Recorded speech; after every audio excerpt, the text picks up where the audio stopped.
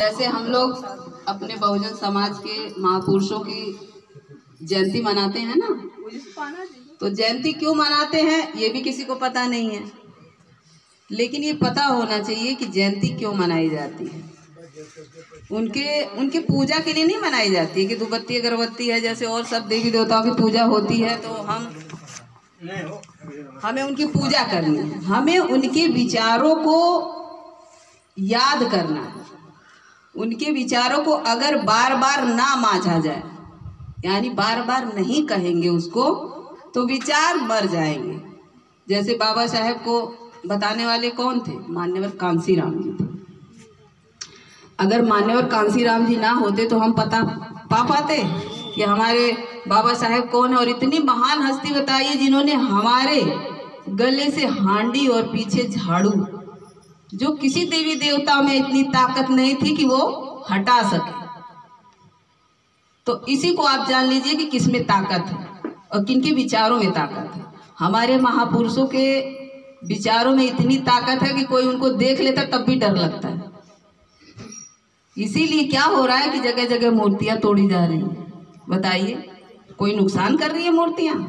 हम तो आप लोगों के किसी भी धर्म को कोई कुछ नहीं कह रहे हैं, आप भाई मानिए आपका धर्म है, लेकिन वो धर्म क्या है जो हमारे लिए कुछ नहीं हमको दिया, उसको क्या करेंगे हम लेके? सदियों से हमने उसके पीछे भागते भागते कुछ हासिल नहीं किया और ना तो गरीब के गरीब ही रह गए। लेकिन हमारे बाबा साहेब के विचारों ने हमारे को इतनी शिक्षा और हर चीज समझने जानने की उन्होंने हमारे अंदर विचार डाले। तो विचार जब हम विचार करेंगे, उनके बातों का प्रचार प्रसार करेंगे, तभी तो हमें जानकारी होगी ना कि हाँ, जैसे पेरियार जी कौन है किसी को पता नहीं है, लेकिन पेरियार जी जान लीजिए कि ईश्वर को एकदम नकार दिए थे और बाबा साहेब ने भी नकारा। क्या उस समय कोई जादू मंत्र कोई और कुछ नहीं था? सब कुछ था।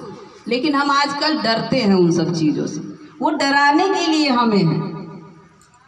किसी की कमाई हो रही है, किसी की जेब से जा रहा है, तो जेब किसके जेब से जा रहा है?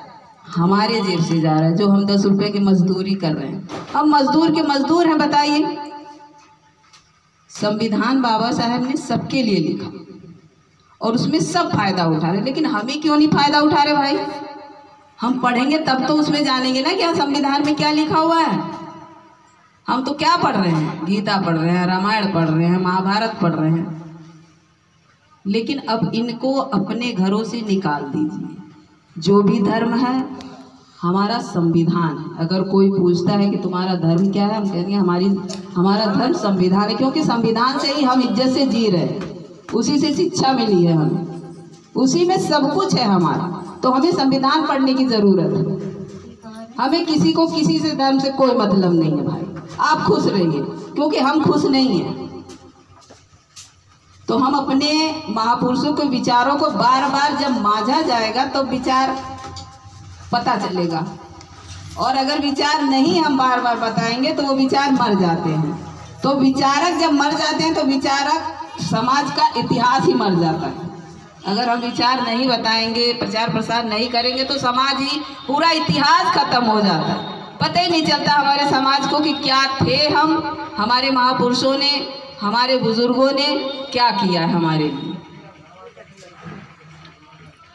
इतिहास जब मरता है तो समाज का मनोबल टूट जाता है। अब जैसे आज हम लोग हैं, हमारे आगे पीछे पता ही नहीं चल रहा कि कौन है। कोई हमारा गार्जियन है? पता चल रहा है कि हम समाज में निकले हैं तो हमें भी पीछे से कोई खोजने वाला है, ढूंढने वाला है।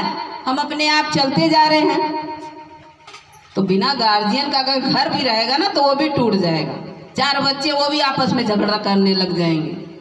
तो आज हमारी स्थिति क्या है? यही स्थिति चल रही कि हमें कोई ढूंढने वाला नहीं, हमारा कोई गार्जियन नहीं।